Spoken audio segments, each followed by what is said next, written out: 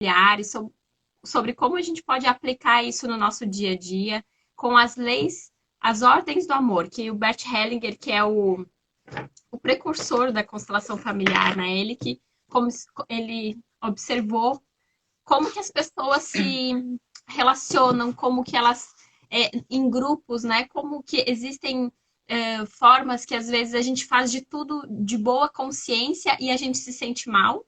E como que às vezes a gente até não obedece tanto à nossa boa consciência, a gente fica com a má consciência e a gente se sente bem. E aí ele foi padre, esse senhor, né? Ele faleceu o ano passado com 92 anos e por um bom tempo na vida dele ele foi padre. Então as pessoas vinham se confessar com ele e ele percebia isso. Como que elas faziam algumas coisas e ficavam com boa consciência e outras coisas com má consciência. Faziam com boa intenção, mas ficavam se sentindo mal. Então ele começou a observar como que as pessoas se relacionavam em grupo e a partir disso, dessas observações das pessoas em grupo, ele foi percebendo algumas ordens, que é o que a gente vai falar hoje, sobre as ordens do amor, que a gente chama. Então, existe a ordem, não no sentido de ordem de mandar, mas ordem no sentido de hierarquia. Quem chegou primeiro? Existe também uma outra ordem, que é a ordem do equilíbrio. Esse equilíbrio entre o dar e o receber. Como que a gente consegue equilibrar nos relacionamentos, dando e recebendo, ou às vezes a gente desequilibra quando a gente dá demais, ou a gente espera receber demais. E existe ainda uma outra ordem, que é a primeira ordem, na verdade, é a ordem do pertencimento, onde todos pertencem. Todos têm o direito de pertencer, a princípio, ao nosso clã, à nossa família. Todos pertencem. A partir do momento que você foi gerado, você tem esse direito de pertencer. E a gente consegue aplicar isso também na nossa sociedade, na empresa que a gente trabalha, nos nossos grupos, nossos relacionamentos sociais. Mas, enfim, comecei a avançar aqui um pouco sobre o assunto e esqueci de passar a palavra para a Tânia. Então, sou a Mônica Zoppi, falo sobre constelação familiar e nós temos uma convidada super especial, a Tânia Ribeiro. Ela é da área de advocacia. Vou passar a palavra para você se apresentar, então. Obrigada, Tânia, pelo Tá convite. bom, então, Mônica, imagina. Então, para quem não me conhece ainda, meu nome é Tânia Ribeiro, eu sou advogada, com a experiência jurídica mais ou menos formada há 24 anos, mas a experiência jurídica já vinha antes, né? Tem aí uns 30 anos de estrada. A minha área é direito de família, né? E aí, alguns colegas advogados que devem estar presentes aí, como a Vanessa, deve estar se perguntando, mas o que tem a ver constelação familiar com a advocacia, né? Que é o que sempre me perguntam, né? O que é isso, né? Por que isso veio para o direito? Bom, isso veio para o direito porque a gente tem um juiz baiano chamado Sam Storch.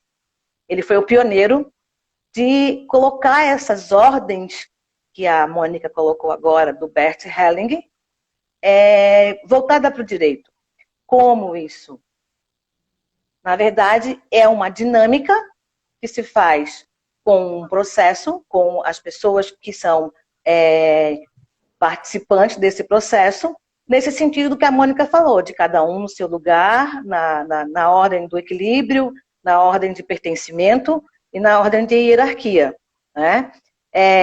Falar tudo isso no Instagram, numa live, é muito pouco tempo para muita coisa, para assunto aprofundado. Então, a gente vai tentar colocar isso de uma maneira mais prática e mais rápida para que todos entendam, ou pelo menos que bata aquela curiosidade e aí dá um feedback legal para a gente, né, Mônica? Sim, Enfim, o Dr. Sam Storch começou a perceber que cada sentença que ele ia fazer, cada audiência que ele ia fazer, ele via o sofrimento das pessoas além daquela demanda, né? Então ele sempre afirma que por trás de um litígio, por trás de um processo, existe um sofrimento daquela pessoa, que é o sofrimento individual daquela pessoa, de cada parte do processo. Então ele começou a colocar isso em campo, fazer exercícios sistêmicos com a grande consciência do grupo. E ele começou a ver que dava para fazer vários acordos, dava para compensar o processo de uma maneira muito mais tranquila, de uma maneira muito mais leve, e que tire aquelas pessoas que estão ali se degladiando e trazendo para um lugar mais leve para que isso possa sair do processo e não continuar o conflito. Porque às vezes o processo se finda com uma sentença, mas o problema continua. Daí vai lá e abre outro processo. E aí, de novo, sentencia e o problema continua. Daí a outra parte vai lá e abre o processo. Tudo isso é falta de equilíbrio, é falta da ordem, é a falta da ordem do amor, do pertencimento do seu clã, do pertencimento da comunidade, inclusive, pode ser. Né? E isso se aplica em todas as áreas do direito. Direito de família, direito de trabalho, direito empresarial. Assim como a Mônica falou, a constelação sistêmica ela pode ser trabalhada também dentro de uma empresa. Sim. Né? E é diante disso aí que a gente está começando a implantar isso. Eu faço parte da primeira turma de constelação na advocacia, da Juliana Fogaça, algo que me trouxe, que está me trazendo coisas muito ricas, e eu estou muito feliz de participar dessa turma e já colocar em prática aqui no escritório esse novo modo da advocacia, que acaba ficando uma advocacia mais leve para o advogado, mais leve para os clientes, mais leve para o judiciário e mais humanizado para todos. Esse é o nosso interesse dos advogados sistêmicos, né? Eu gosto muito dessa palavra que você usa, Tânia, mais humanizado, né? Uhum. De certa forma, você vai olhar para o seu cliente além do processo em si, né? Você vai ver que ali tem uma pessoa, tem uma dor, tem toda uma história por trás disso, né? E citando novamente o Sam Storch, o juiz, né? Que implantou, que teve essa visão sistêmica, foi pioneiro no Brasil. Ele também falava assim, como que muitas vezes as pessoas elas ganhavam o processo jurídico, mas elas, a cara, né, o rosto delas, assim, a feição era de muita tristeza, elas não comemoravam, elas não estavam, aquilo era ainda muito pesado para elas, apesar de a meta, né, o resultado final ser ganhar aquele processo, mas aquilo ainda não trazia paz. E vira e mexe, passava 1 ano, 2 anos, eles voltavam na briga judicial, às vezes por um outro motivo. Primeiro era a separação, depois era a custódia das crianças, depois a pensão alimentar. Exato. Então passa um pouquinho e volta, e volta, e volta. Os conflitos, eles não desaparecem, né? Não é porque você ganhou ali a causa em algum momento. Não, então, não. É que a dor não é tratada, né? Exato. No momento que se trata a dor, e também é bom falar, Mônica, tu como consteladora também, de que as constelações familiares, elas não fazem milagre, né? Elas não curam é um processo, né? É um processo que se inicia para algumas pessoas a partir da constelação, a partir do problema visto no campo. E aí sim, se começa um processo de cura. Isso pode levar tempo, isso pode levar meses, anos. Eu constelei em fevereiro e ainda está chegando coisa. Chegando coisa para mim. Então é um processo, não é uma coisa que isso, não é uma coisa da noite por dia, né?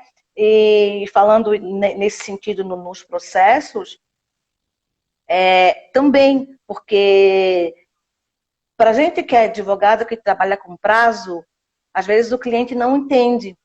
Por que um prazo demora tanto? Porque, doutora, a senhora entrou com a petição tal dia, hoje já é tal dia. Já faz não sei quantos meses, 3 meses, 4 meses, 1 ano, né? É que, na verdade, o tempo, esse tempo que demora para se fazer um movimento nesse processo, ele está a favor do sistema familiar dessa pessoa. Sim, que né? interessante, E né? isso é algo que tem que ser visto no campo, né?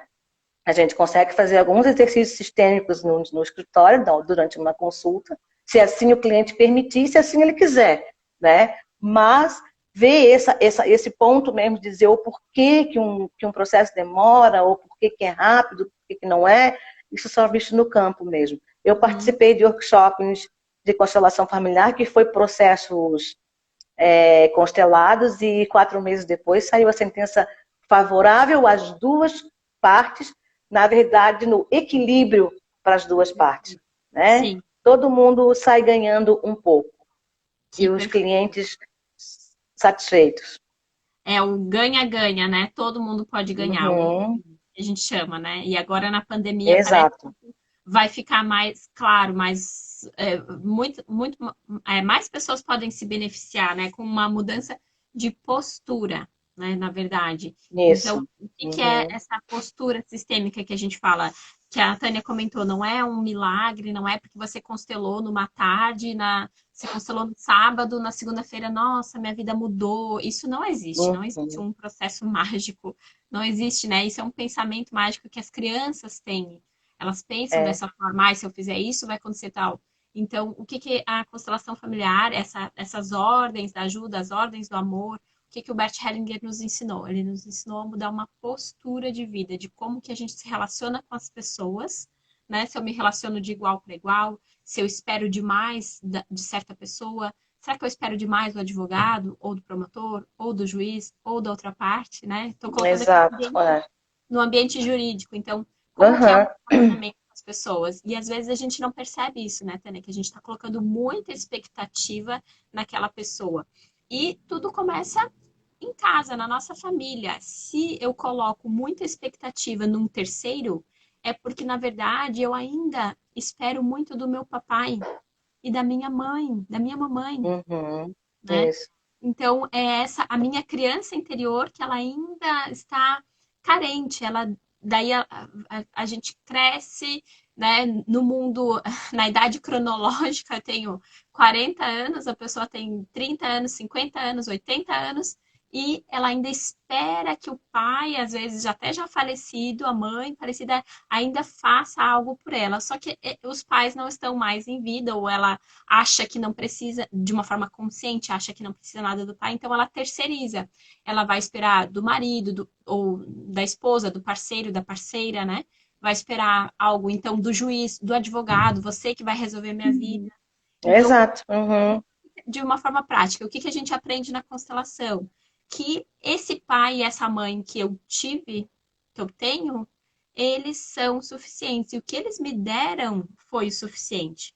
Quando a gente consegue perceber que foi suficiente, a gente não vai mais para a vida esperando que outra pessoa ainda me faça algo, como se me devesse algo. Então, quando a gente consegue serenar o nosso coração, que o papai me deu o suficiente, ele me deu o que ele tinha e o que ele podia, né? E aí, então, esse suficiente, a gente não está falando aqui, vou repetir um pouco o que eu falei semana passada. Sim.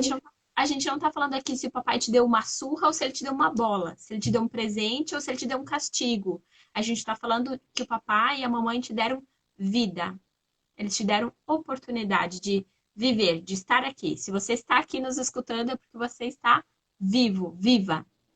Então, e é isso que eu e a Tânia estamos falando. É um processo, é uma postura de a gente perceber isso. Claro que, ó, falar aqui da boca para fora é muito fácil. Ah, É. papai te deu vida, agradeça. E agora, E não. muitas pessoas devem estar falando, é porque você não conhece meu pai, né?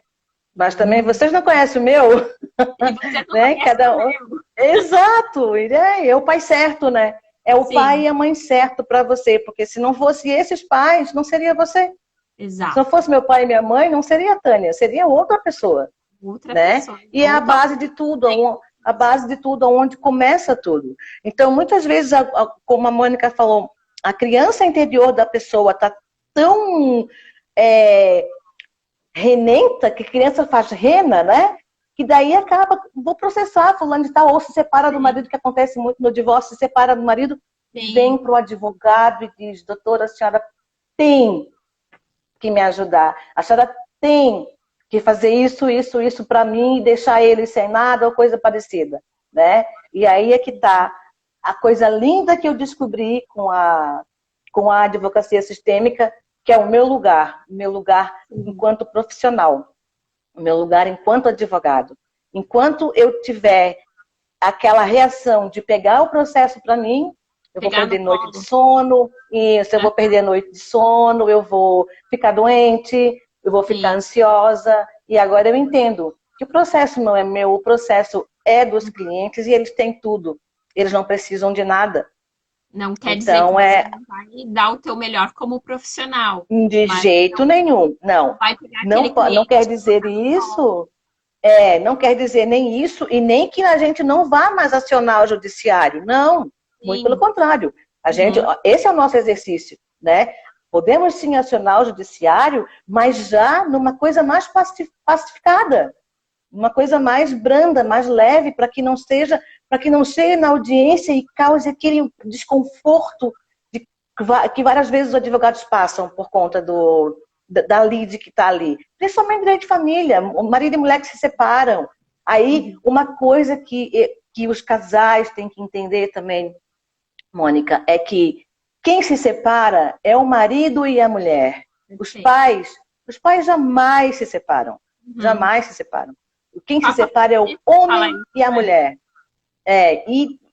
O pai e mãe não se separam, existe separação de pai e mãe, Sim, porque a criança é 50% de cada um.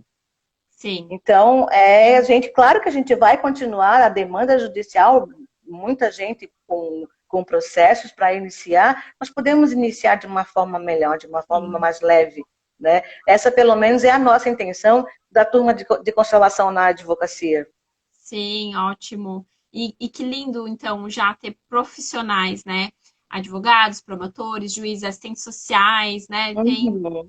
uma gama de profissionais da área que estão ali direto com essas pessoas, às vezes muito carentes ou ainda sem uma consciência maior, né, sobre como lidar com esse conflito, com essa situação.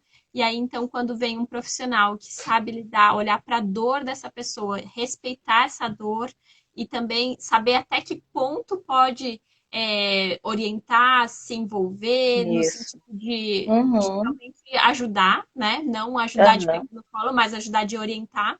Então, isso tudo realmente fica muito mais leve, como você falou, e é aquela Leve. palavra que eu gosto tanto, que é humanizado, né? A pessoa ela vai Uhum. conseguir realmente chegar ao objetivo. Eu acho muito interessante, Tânia, você falar desse ponto, desse aspecto dos.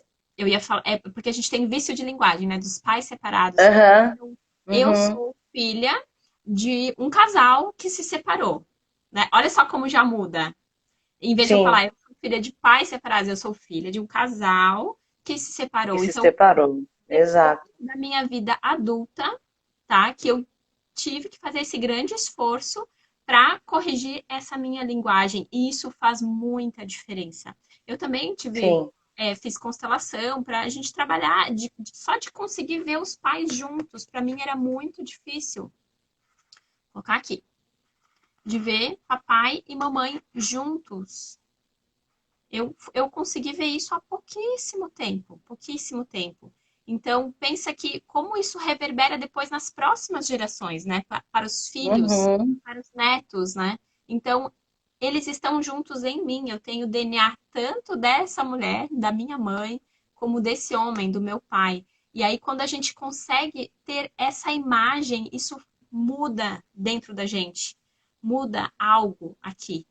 E quando a gente tem essa Sim. imagem no nosso coração, e aqui eu não estou falando assim de uma forma esotérica ou de uma forma romântica, Sim. É. a gente aprende na constelação, aquilo que a gente vê não tem mais como desver. Né? Então, quando eu vi Isso. meu pai e minha mãe juntos, a minha vida ela tomou um outro rumo, sabe? Eu senti um vazio muito grande. Eu procurava coisas exteriores, né? No externo. E quando eu consegui ver meu pai e minha mãe juntos, através da constelação me ajudou. Então, eu tô colocando os bonecos aqui para ilustrar. Mas quando eu consegui formar uma imagem mental do meu pai e da minha mãe juntos, eles estavam juntos quando eles me fizeram. E é por isso. Uhum. Então, isso para mim mudou muita coisa. Ah, nem era meu plano falar aqui de falar de mim, falar coisas pessoais. Não, Você mas é bom, é bom, é bom, porque daí a coisa fica mais, né? ilustrar, né? E isso, pode mostrar. Sim. Não, é para ilustrar, então fica muito mais Isso, para fácil. A ilustrar. gente consegue, Uhum. consegue ver. E existe uma fala que a gente costuma usar que se chama tomar pai e mãe, né? Perfeito. É, é bom que as pessoas saibam que o pai é, é a abundância, né? O pai é que leva para a vida. pai é que mostra a vida. A mãe é aquela coisa mais segurança, né? A mãe dá o leite materno, né? A mãe mantém aquela criança né, Nutrição. na nutrição nos primeiros dias, e depois essa criança tem que ir para a vida. E às Sim, vezes essa criança não consegue se livrar desse cordão, vamos dizer assim, né? sim. E geralmente quando existe separação, quando a criança ainda é uma determinada idade, entra naquele conflito da mãe não deixar ficar com o pai, né? Sim, Então, sim. isso eu não trouxe hoje, mas eu gosto de ilustrar isso. Eu desenho uma boneca e rasgo a boneca no meio para mostrar para os clientes. É isso aqui que você está fazendo com seu filho, Sim. Aí, sabe? Não deixar conviver com o pai, não eu, deixar ter. Tu tens aí, se tiver, eu não tenho a boneca, legal. mas eu tenho um bonequinho meu que quebrou. E eu já Uhum. usei esse Isso, recurso ótimo. aqui. O que que acontece, né? Então, se você quer, se o filho é só seu, então pega só É, a sua parte. isso. Fica com a tua parte e a outra parte Exato. do outro fica com a sua parte, porque não existe, né? Ele é 50% o DNA, 50% biologicamente, essa criança é, né, ela veio desse homem e dessa mulher. Se fosse Dessa mulher. 40% de um e 60% de outro, 70% de um e 30% do outro, 1% seria um mutante, seria uma aberração. Para a gente, né? Então, ter esse formato que nós temos é um DNA perfeito de 50% que se encaixou com outros 50%, né? E nós recebemos Uhum. tudo dos nossos pais. A gente não recebeu, eu não recebi só 50% do meu pai, eu recebi tudo que ele me deu. E ele, Tudo. né? Então, Uhum.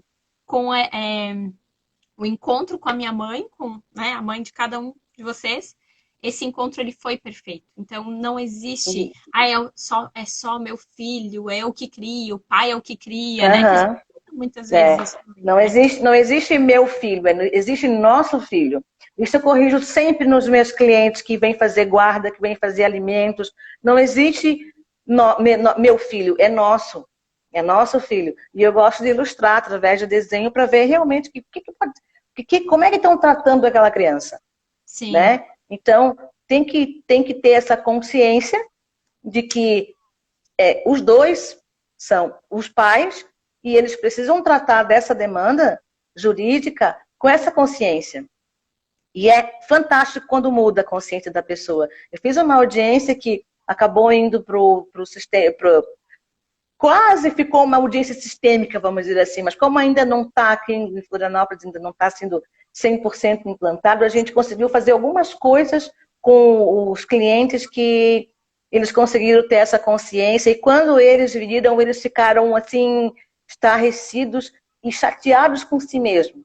E a audiência pegou outro rumo e a visitação foi marcada, foi fixada da maneira que tinha que ser, a guarda compartilhada da maneira que tinha que ser. Eles queriam a guarda para um, a guarda para o outro, e acabou que foi tudo fluiu de uma maneira muito legal, a ponto de que o ex-casal acabou a audiência conversando. No uau, começo eles estavam sim, se cutucando um ao outro, sabe? isso é uma Então é vitória, importante que a né? pessoa tenha essa consciência de que a criança é dos dois. Uhum. Sim, Né? A criança é dos dois. todo mundo ganha, né? Que é o que a gente falou, ganha, Sim. ganha, win-win. Uhum. E Ótimo. quando você fala mal do seu ex-companheiro para o seu filho ou para sua filha, você está falando mal dele, né? Porque se 50% da gente é o nosso pai e a nossa mãe, então se falar mal da minha mãe, vão falar mal de mim, Você tá falando mal né? da Vão própria criança, falar né? A da criança, ela se própria sente mal criança. quando ela escuta.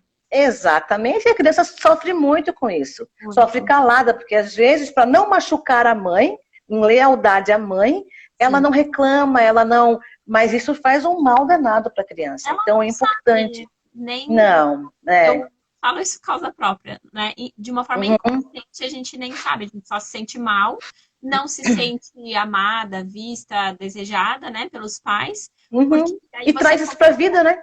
você começa num desamor, né? Porque, ai, você é a cara do seu pai, você fez o igualzinho ao seu pai. Então, opa, então eu não posso fazer essa parte aqui. Aí vem a outra parte, você é igual à sua mãe, você faz igualzinho à sua mãe. Então você Uhum. indo para a vida todo manco, todo torto, né? Isso, Porque você isso. de alguma forma, para ganhar o amor de um, você acaba renegando, você acha, né? A nossa criança infantil, nossa, de uma forma inconsciente, a gente acha que para ganhar o amor de um, a gente tem que repelir, rejeitar o outro, né? Quando Aham, na verdade é impossível rejeitar o papai e a mamãe, porque ele está aqui sim. no nosso corpo, É, na nossa Se a gente se biologia. tocar, né? A gente tem que se tocar para ver, se abraçar, que como o pai e a mãe da gente tá aqui presente, né? Sim, sim, E, gente, isso tudo que a gente está falando, a gente não inventou, né? Isso é estudo profundo. Isso são teorias do Bert Helling, aplicada pelo Dr. Sam Storrs na advocacia, né?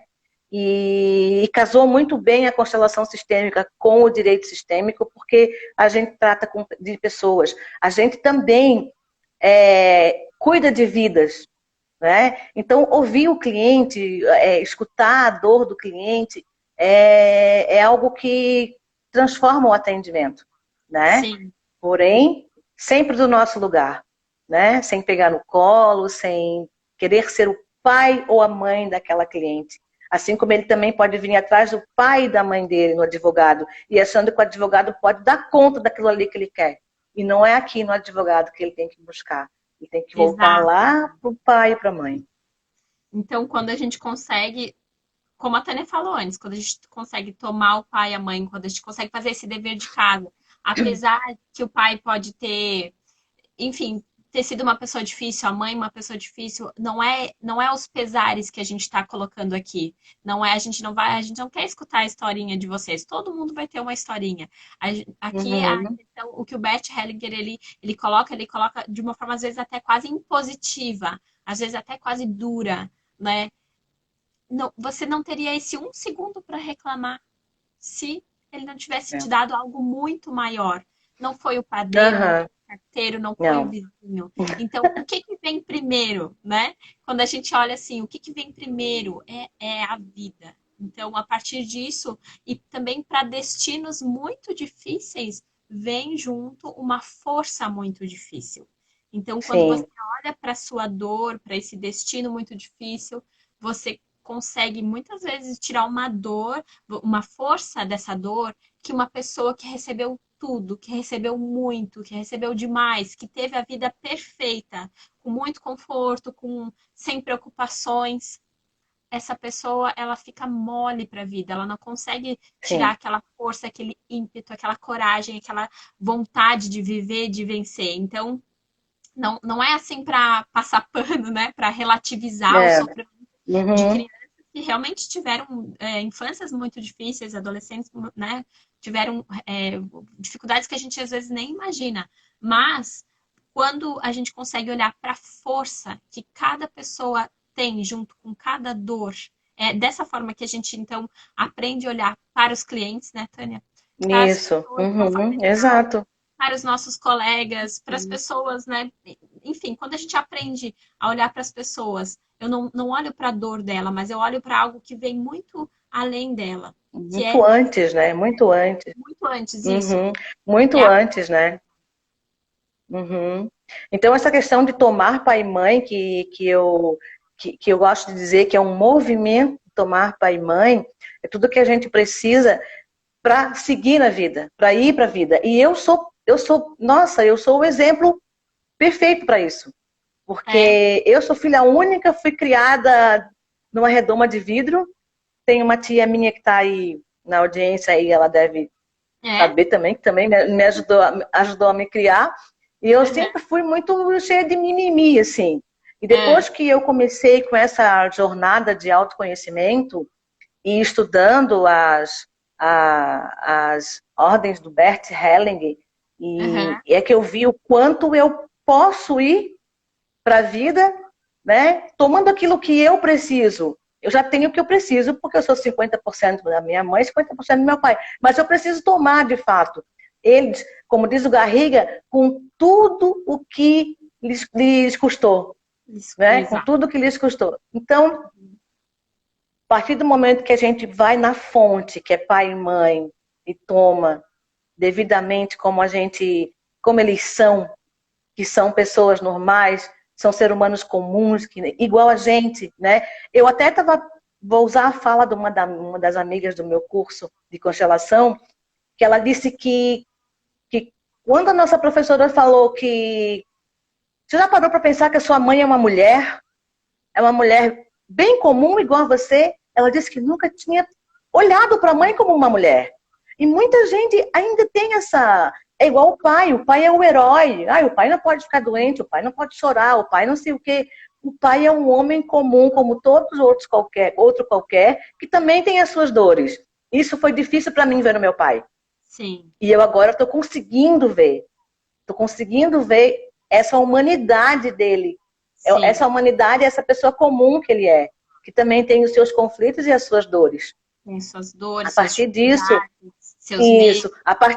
A partir disso, a vida flui de uma outra maneira. Sim. A coisa vai leve e tu consegue ter um equilíbrio, que era o nosso último ponto que a gente tinha que conversar da semana passada, né? Sim. Que é esse equilíbrio, né? E aí o equilíbrio eu vou deixar para tu explicar então, Mônica, porque... Eu falo, mas eu tenho mais uma coisinha para falar antes, duas coisinhas. Primeiro, Sim. Você tem horas, eu esqueci de trazer o meu relógio, você tem relógio aí? Só pra gente cuidar do tempo. Tem horas aí, Paula? Eu pego o meu aqui, então. Então eu você não fala... que eu tô... É 8h06. Tá. 8h06. A gente tem 25 minutos. É que o meu não dá pra ver aqui o horário, se eu mexer. Bom, eu vou falar um pouquinho então, depois eu dou uma escapadinha e você toma a palavra, tá, Tânia? E aí eu vou ali pegar o relógio. Então, o que eu queria falar, antes de falar do equilíbrio, vou falar do equilíbrio ainda. Tá. Mas eu esqueci. Então eu vou falar... Vou falar do equilíbrio. Acontece. Foi a hora que a gente se perdeu aí. Mas essa coisa de ao vivo, é que é interessante, né? Eu tinha o gancho assim para pegar, tá? Mas eu lembrei. Quando a gente consegue então olhar para o nosso pai, para nossa mãe. Lembrei ainda bem, porque é bem legal, bem importante. Então, quando a gente... Foi isso que a gente falou semana passada, que a gente demora tempos para adultecer. A gente fala amadurecer na idade cronológica. A gente acha que é com 18, 21 anos, eu sou adulto, né? Mas a gente demora para adultecer, às vezes lá pelos seus 40 anos que a gente começa. Então, a ter um pouco mais de maturidade, né? Então, é isso, gente. Quando a gente consegue olhar para o nosso pai, para nossa mãe, como pessoas bem humanas e bem comuns, com seus erros, com seus acertos, com seus medos, com seus sonhos, com seus sucessos, seus fracassos. Porque se a gente ainda olha para eles para o papai como um super-herói, para a mamãe, né, a nossa heroína, aquela que faz tudo, que nunca erra, perfeita, e a gente exige ainda essa perfeição do papai e essa perfeição da mamãe. Quem faz isso é a criança. E a nossa criança interior. Quando eu não admito que o meu pai erra, que a minha mãe erra, que a minha mãe fez algo que me desagradou, que não estava de acordo com aquilo que eu esperava que a minha mãe fizesse, que ela deveria ter feito, que ela deveria ter agido, deveria ter se comportado, deveria ter pensado. Então, muitas vezes, quando eu ainda tenho esse pedido, essa esperança, essa expectativa, essa reivindicação da mamãe ou do papai. Quem sou eu, né, Mônica? Quem sou eu para querer que a minha mãe fizesse de maneira diferente? Não é? É muita arrogância, né? Muita. Quando ainda tem essa reivindicação da mamãe, é porque ainda tem uma criança aqui interna pedindo: mamãe, me olhe, mamãe, me ame. Quando, na verdade, é você que tem que amar essa mãe, essa mulher, esse homem. Então, quando a gente consegue olhar e amar, né, esse homem do jeito que foi o certo. Com seus medos, seus erros, seus acertos, foi o certo, daquele jeitinho. Se tivesse sido um pouquinho diferente, não seria você aqui nos escutando. Não seria a gente, né? Falando. Não seria. Seria outra pessoa, talvez nem existisse. E lembrando que da mãe, né? Da mãe vem a segurança, né? Do pai vem a confiança. Então, vocês podem estar perguntando o que isso tem a ver com direito, né, Tânia? O que tudo isso tem a ver com direito? Porque, assim, ó, Quando a gente vai na fonte, e a fonte da nossa vida é mãe e pai, o nosso trabalho, a nossa vida, o nosso relacionamento enquanto profissional, enquanto vizinhos na comunidade, muda. Muda, gente. Fica leve, fica muito mais interessante viver, fica muito mais interessante tu trabalha num processo com muito mais prazer do que quando tu ainda está na tua arrogância de achar que tu dita as regras ou que tu manda no teu pai ou na tua mãe ou o processo é meu. Esse processo é meu. Não, esse processo não é meu, né? Que a gente tem que reverenciar o judiciário, a gente tem que reverenciar um colega que chegou primeiro num processo. Tudo isso eu aprendi porque eu fui lá na fonte buscar pai e mãe. Senão eu não continuaria naquela advocacia minha de antes, que eu não quero mais voltar. Eu quero continuar nessa advocacia leve, humanizada. Perfeito. Depois que a gente aprende a ser mais humano e mais maduro, mais adulto mesmo, não tem mais como voltar, né? Então, voltando aqui, ó, consegui aqui. É que a gente não usa mais, né? Fica só em casa. Pois é. Então, falar um pouquinho sobre equilíbrio. A gente tem um pouco mais de 15 minutos. E aí depois eu preparei para a gente fazer como se fosse aquela meditação, visualização mais para o final, né? Uma continuidade daquilo que a gente fez semana passada, tá? Então, falar um pouquinho sobre o equilíbrio, né? Que é o que faltou semana passada. Porque a gente tinha tanto assunto, né, Tânia? Bom, então, o que o Bert Hellinger fala do equilíbrio, né? Ele fala principalmente desse equilíbrio, que as pessoas se sentem bem, se sentem tranquilas, se sentem leves, quando existe um equilíbrio entre o dar e o receber. Então, principalmente entre parceiros, mas a gente pode levar isso para outros tipos de relacionamento, entre amigos, entre sócios, entre colegas, né? E aí, então, entre equivalentes, né? Então, marido e mulher não são iguais, parceiros, são equivalentes. Eu faço um pouquinho, você faz um pouquinho mais, e aqui um pouquinho mais, e assim as pessoas vão crescendo no amor, né? Quando você faz um pouquinho, você não quer deixar de demonstrar esse amor e você faz. Isso principalmente no início do namoro, né? Do relacionamento. Então as pessoas, eu te amo um pouquinho mais, e assim vai crescendo. Chega uma hora que essa pessoa que deixa de fazer, digamos, ela por algum motivo, enfim, deixou de fazer. E aqui você faz, e aí então eu amo pelos dois, e eu amo pelos dois, e você vai fazendo mais e mais e mais. Então você vai aqui acontecendo um desequilíbrio, né, nesse relacionamento, porque você está dando demais e o outro, ele de alguma forma ele não consegue dar a altura ou o tanto que essa pessoa dá. E aqui eu não estou falando de bens materiais. A pessoa me deu um carro, eu tenho que dar dois carros. A pessoa me deu um presente, eu tenho que dar dois presentes. Não. É atenção, é carinho, é respeito. Né? Então, aqui o bem material é só porque fica um pouco mais fácil de ilustrar, mas é o amor, né? No sentido de afeto, no sentido de. Enfim, eu não É o dia a dia, né, Mônica? Dia a dia, é o dia a dia de um casal, né? Isso. Se eu não consigo retribuir, às vezes, com um presente, eu posso retribuir com atenção, com presença, com carinho, com cuidado, né? Com enfim, uma palavra de apoio. É nesse sentido, não precisa nesse exatamente. Sentido. Então, aqui, essa pessoa que ela não consegue retribuir a altura, então, às vezes, porque ela não tem para dar, né? Essa aqui dá demais porque ela tem, e esse aqui, às vezes, não tem. Então, quando há essa ruptura aqui, não existe mais um jeito para o casal, né? Realmente, a solução é a separação. Porque esse aqui, ele se torna muito arrogante. Ele se arroga. Apesar que ele pode ter falado, eu fiz por amor, eu dei de coração, não espero nada em troca. Aí, quando chega no divórcio, desculpa te interromper, quando chega no divórcio, é aquela coisa, agora a gente tem incompatibilidade de gênio. Sim, mas aí no fundo na verdade não é.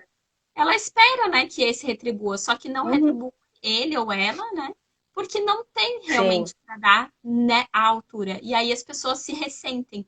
E aí então há esse rompimento. Uma solução que Bert Hellinger apresenta que não é muito convencional, que é bem estranho, mas que funciona, é você dar um pouquinho menos. Você consegue? Você que dá demais, dar um pouquinho menos? E um pouquinho menos? E um pouquinho menos? E até que então se torna novamente compatível, né? Assim é equilibrado. possível saber um momento de não dar, esperar o tempo. As pessoas têm tempos diferentes. Sim. Então, aí sim, quem sabe pode dar um pouquinho mais. Há casais também que se, entre aspas, equilibram no, não no crédito, mas no descrédito. Sim. Xinga, bate, às vezes é violento, enfim, faz uma má criação e a outra pessoa também faz, e o outro faz, e o outro faz, mas eles estão se entendendo dessa forma. Quem somos nós para julgar? Eles se entendem, Uhum, exato, é. podem se entender assim ou assim. Agora, assim, quando a gente tem um relacionamento assim, na verdade, é porque ainda temos um relacionamento que a gente espera do papai ou da mamãe. É assim que é o nosso Uhum. relacionamento com o papai e com a mamãe. Vou colocar aqui para ficar um pouco mais fácil de perceber. Nosso relacionamento com o papai e com a mamãe. Aqui é o meu pai e aqui sou eu. Então, esse relacionamento, papai me deu muito. Ele é maior do que eu. E eu sou pequena, eu só recebo. Aqui não existe equilíbrio, porque eu não vou dar para o meu pai tudo aquilo que ele me deu, nem para minha mãe. Eu vou passar adiante. Um dia eu vou ter a oportunidade de pegar o menorzinho.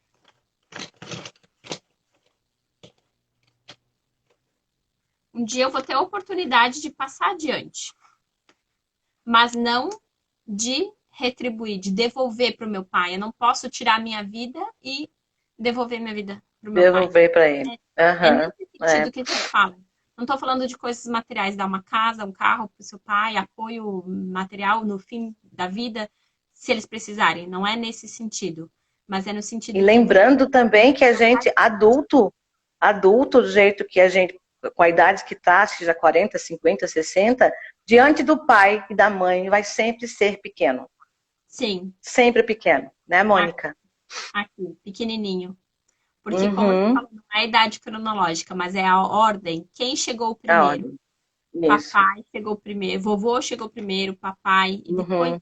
bem depois. Então, eles viveram mais, eles conhecem mais, eles sabem, na época deles, eles fizeram da forma como eles fizeram, porque era o certo naquele momento, né? Sim. Então, muitas vezes a gente se arroga, a gente acha que a gente sabe mais, porque nesse momento atual é o que deve ser feito, mas na época deles, eles fizeram o que eles puderam, né? Fizeram da Então, maneira que eles conseguiram, né? exatamente. Então, Tânia, a gente está aqui faltando mais uns Estamos indo para 10. os 5 minutos. Isso, eu vou fazer uma leitura, então, para a gente Ok. fazer o nosso encerramento. E aí depois te Uhum. passo a palavra para você fazer um fechamento, tá? Tá ok. Então, eu separei aqui a meditação sobre o segundo círculo do amor, do livro Um Lugar para os Excluídos, de Bert Hellinger. Então, para quem está nos assistindo, procure um lugar confortável, é, relaxe o seu corpo, se quiser pode fechar os olhos. Meditação sobre o segundo círculo do amor. Fecho os olhos e me recolho, passo a passo, como se desse os degraus de uma escada. Retorno à minha infância, passo a passo. Talvez encontre situações onde sinto uma dor ou fico intranquilo. Espero nesse ponto até que surja uma imagem do que aconteceu nessa época. Muitos traumas da primeira infância estão associados a situações em que fomos deixados sós ou não conseguimos chegar aonde queríamos ou precisávamos. Agora, imagina essa criança, que sou eu mesmo, e olho para minha mãe. Sinto meu amor por ela e o impulso de aproximar-me dela. Olho em seus olhos e lhe digo simplesmente: por favor.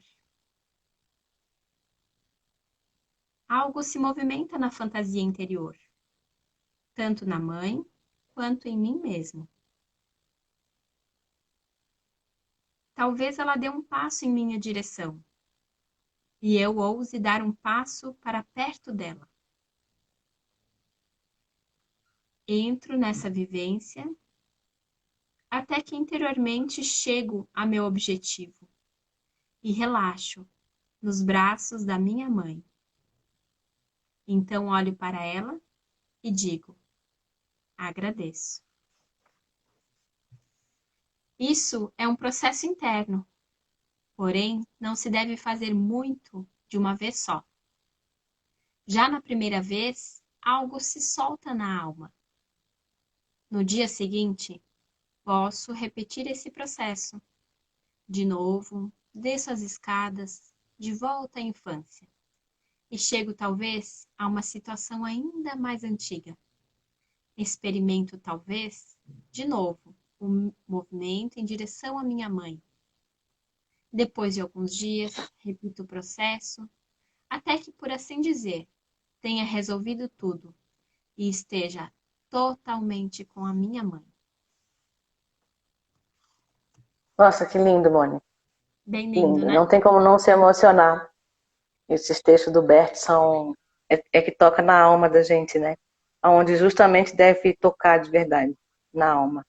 Muito, muito lindo. Gratidão, Mônica, por esse texto. Eu que Gratidão. agradeço pela oportunidade, né, de a gente conseguir fazer Eu isso. que agradeço. Agradeço a todos que compareceram hoje, né, na nossa live. E se alguém tiver interesse em saber mais sobre constelação na advocacia, sobre uma advocacia mais humanizada, pode me chamar no direct, pode me mandar um direct. E a Mônica é consteladora familiar, ela faz constelações. Quem tiver interesse também pode entrar em contato com ela. Tá? O meu recado aqui é esse, é pacificar. Vamos pacificar, vamos deixar esse judiciário mais leve, vamos deixar essas demandas mais tranquilas para ser resolvidas. Gratidão a todos, uma boa noite. Acho que o Instagram vai derrubar a gente, né? Quiser falar algumas coisas ainda, Mônica? Eu vou falando enquanto não cai, se cair. Isso, ok, tá bom. Okay. Então, eu queria agradecer mais uma vez a Tânia, né, pela oportunidade, pela iniciativa, né, de a gente falar. Olha, a Vanessa falou, menino. Ai, que bom, obrigada. Vanessa. Gratidão, querida. Que bom. E então, para quem quiser conhecer mais sobre constelação, é isso que a gente falou o tempo todo, né, Tânia? É muito mais uma postura. Minha sócia também está dizendo que foi lindo. Gratidão, Paula. Um beijo. Obrigada. Então, você vai ficar gravada? Acho que vai, né? Vai ficar gravada. Isso, vai ficar aqui no meu Instagram e depois eu passo para a Tânia, né?